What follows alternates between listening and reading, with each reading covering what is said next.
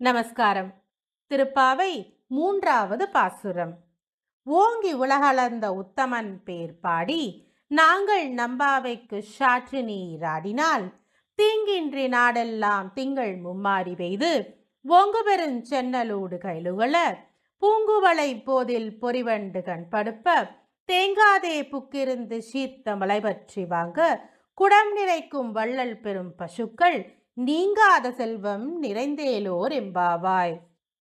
விளக்கம்.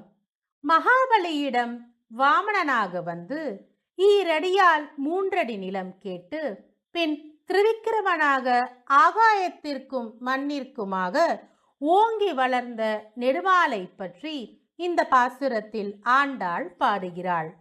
பொய்யுரைத்து மகாபலியை ஏமாற்றிய குள்ளன் வாமனனை ஆண்டாள் உத்தமன் என்கிறாள். எப்படி? இவன் மகாபலியிடம் நிலம் கேட்டு யாசகனாக வந்தது தனக்காக அல்ல, இந்திரன் பொருட்டு வந்தவன். ஏமாற்றுக்காரன் என்ற பழிச்சொல்லை ஏற்றுக்கொண்டான் அல்லவா? பிறர் வாழ தான் பழியேற்றுக் கொள்பவன் உலகில் உத்தமன் என்று அழைக்கப்படுவான். அந்த வகையில் இவன் உத்தமனே. இவனை போற்றி பாடுவதால் எந்த பிரச்சனையும் இல்லாது மாதம் மும்மாறி பெய்யும். சென்னல் வயல்கள் கதிர்முத்தி அறுவடைக்கு காத்திருக்கும். அந்த நெற்பயிர்கள் நீர் நிரம்பியிருப்பதால் அவைகளின் இடையில் மீன்கள் துள்ளி குதித்து விளையாடுகின்றன.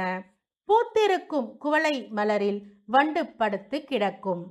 வள்ளல்களுக்கெல்லாம் வள்ளலான பசுக்கள் குடம் குடமாய் பால் சொரியும். இது அத்தனையும் ஆண்டாள் வேண்டும் நீங்காத செல்வங்கள். இந்த பாசுரத்தை சேவிப்பவர்களுக்கு ஆபத்து அகலும், நோய்கள் குணமாகும், செல்வ வளம் பெருகும். மீண்டும் ஒரு முறை இந்த பாசுரத்தை சேர்ந்து சேவிப்போமா?